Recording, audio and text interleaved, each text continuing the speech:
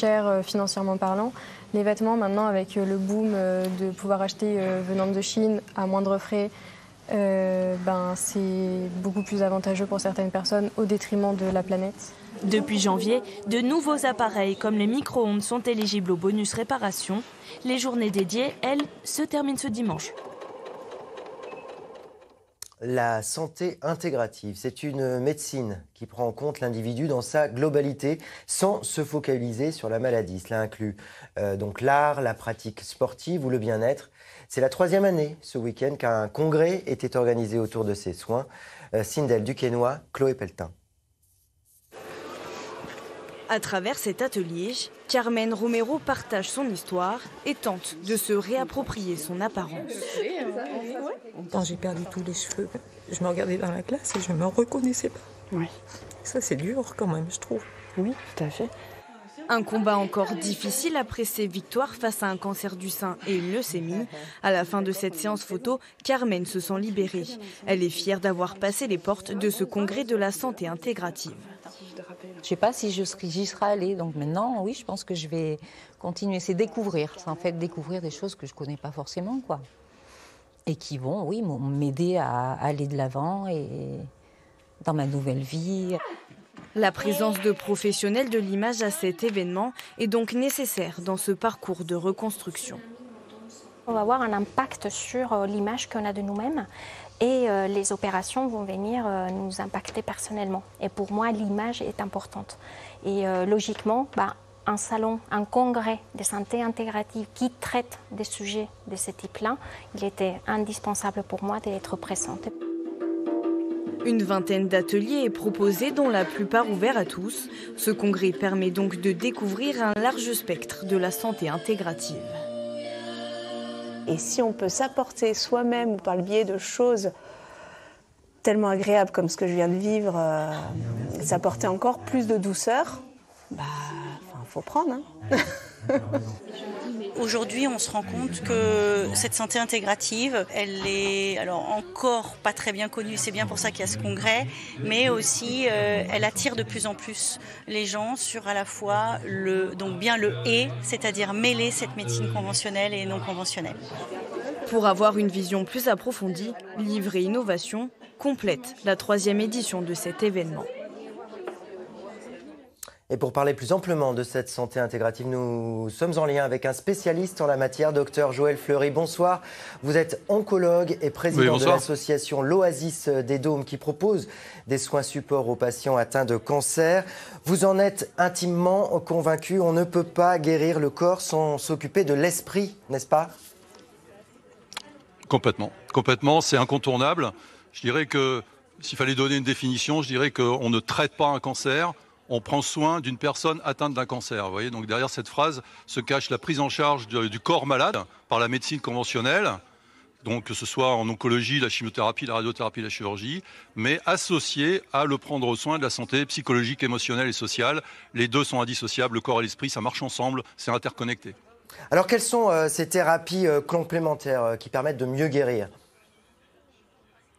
Par exemple, dans notre expérience au Pôle Santé République avec l'Oasis des Dômes, on a une approche que j'appelle intégrative, c'est-à-dire que des professionnels de soins, tels que des socio-esthéticiennes, art-thérapeutes, masseuses bien-être, sophrologues et réflexologues, interviennent au chevet des patients, c'est-à-dire ils vont dans les chambres, proposer les soins, provoquer les soins, je dirais même, et croyez-moi que pour les patients, avoir un soin pendant la séance de chimio, ça leur change radicalement leur vécu de la maladie et du traitement.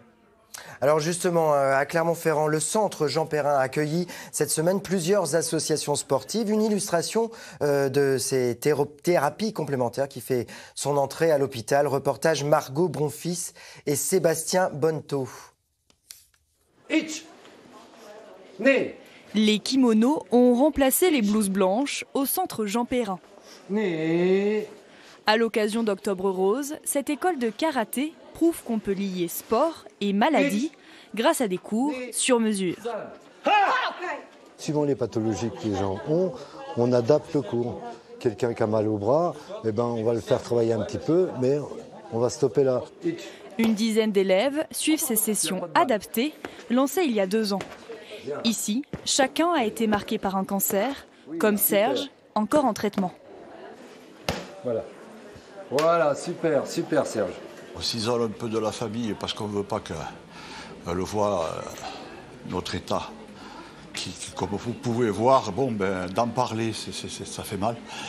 Et puis après, justement, avec le groupe du karaté, là, c'est une ambiance.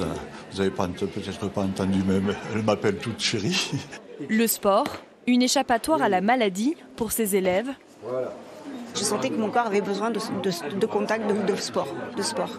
Et ça a été un bien-être. Et surtout, ce qui est important, c'est la mémorisation et la concentration. Et ça, c'est des choses qu'on perd beaucoup lors des traitements. Pratiquer une activité sportive a un effet positif sur les patients, selon plusieurs études. Rester actif améliorerait les chances de rémission d'un cancer et diminuerait les formes les plus graves. On sait qu'une activité physique après traitement, et ça a été montré en particulier pour les patientes de cancer du sein ou les patients qui ont eu un cancer de la prostate ou du côlon, ça permet de diminuer nettement le risque de récidive.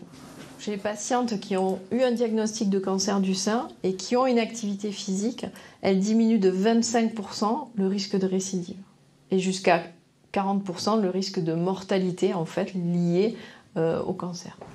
Un espace d'activité physique adapté est en projet au sein de l'établissement médical. Docteur Joël Fleury, on vous retrouve. On vient de le voir, cette manière de soigner se répand donc dans les hôpitaux. Est-ce que la médecine conventionnelle s'ouvre suffisamment selon vous ? Il y a encore beaucoup de travail à faire, bien entendu, dans notre pays, mais ça va venir et très vite, je pense. Parce que, en fait, tout simplement parce que la médecine complémentaire, les thérapies complémentaires, dirons-nous, ça inclut en fait l'alimentation, l'activité physique, la gestion du stress, la vie sociale et l'éviction des addictions. C'est un ensemble de choses, en fait, ce qu'on appelle finalement une hygiène de vie. Et acquérir tous les outils qui existent pour acquérir cette hygiène de vie, eh bien, ça aide à la résilience, ça aide à l'estime de soi. Et puis surtout, ça peut impacter la qualité de vie, ça c'est sûr. Et effectivement, comme on l'a vu avec l'activité physique, ça peut réduire de 30% les risques de récidive de certains cancers. Donc ça impacte aussi sur la quantité de vie. Donc il faut convaincre le corps médical. Est-ce qu'il faut convaincre aussi les patients ? Ce n'est pas les patients les plus durs à convaincre parce qu'ils sont très demandeurs. Les plus durs à convaincre, je dirais, c'est plutôt les corps soignants, les soignants et les médecins surtout, parce qu'il y a toujours une méfiance vis-à-vis de cette intégration des soins complémentaires. Il y a toujours une peur de faire rentrer le loup dans la bergerie, si je puis dire. Et ça, c'est à nous, et c'est à la nouvelle association qui s'appelle Overint, Auvergne Intégrative, qui est disons une association née de la fusion du CHU, de Jean Perrin et du PSR, du Pôle Santé Magellan et de l'école Sofrocap. Donc tous les professionnels ont créé une association Overint, Auvergne Intégrative. Merci. Pour justement recenser l'ensemble des soins du territoire auvergnat. Merci Dr Joël Fleury d'avoir accepté notre invitation. Je rappelle que le congrès se poursuit toute la journée de demain. Allez, toute autre chose, la 3e édition de la foire à la Châtaigneraie.